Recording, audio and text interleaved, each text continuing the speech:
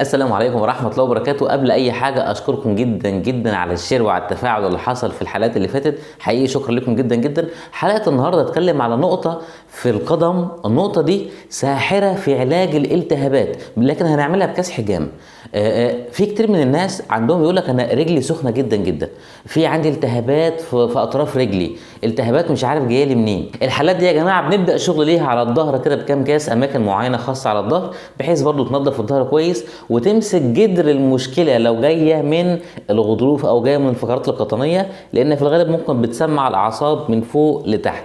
وبنمسك برضو بنشتغل كذا نقطه على الرجل، لكن في نقطه مهمه جدا جدا على ظهر القدم.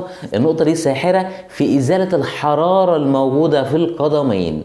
النقطه دي من النقاط الاكثر من رائعه. طبعا هي مش لوحدها، في نقط جنب الكعب، وفي نقط على السمانه من ورا، وفي نقط على الركبه من ورا، لكن النقطه دي متميزه. يعني لو حد حابب يعمل مثلا كاس واحد يختار هذه النقطه، حد مش عايز يعمل جلسه طويله ويعمل حاجات كتير وعنده حراره في رجليه ممكن يعمل على هذه النقطه فقط. لكن الجلسه الصحيحه بيكون ليها كذا نقطه، واتكلمنا عنها في الكورس قبل كده، وكل الدارسين معانا بكورس الحجامه فاهمين انا بقول ايه كويس، لانه ما شاء الله عليكم دلوقتي انتوا خلاص يعني بنعرف نشرط كويس وبنعرف نعمل كل حاجه تقريبا. دي بس كده حبه حاجات خفيفه. لو حد حابب يعمل كاس واحد لمشكله سخونه القدمين ممكن نختار له الكاس ده فقط، مش لازم نعمل باقي المناطق الثانيه، هيقوم بنسبه كبيره من حل المشكله. لكن الصح ان احنا نعمل زي ما قلنا ايه على كذا نقطه، الاماكن اللي انتوا عارفينها. والناس الجديده يا جماعه اللي حابه تشترك بكورس الحجامه، في رقم موجود في صندوق الوصف، ممكن تتواصلوا من خلاله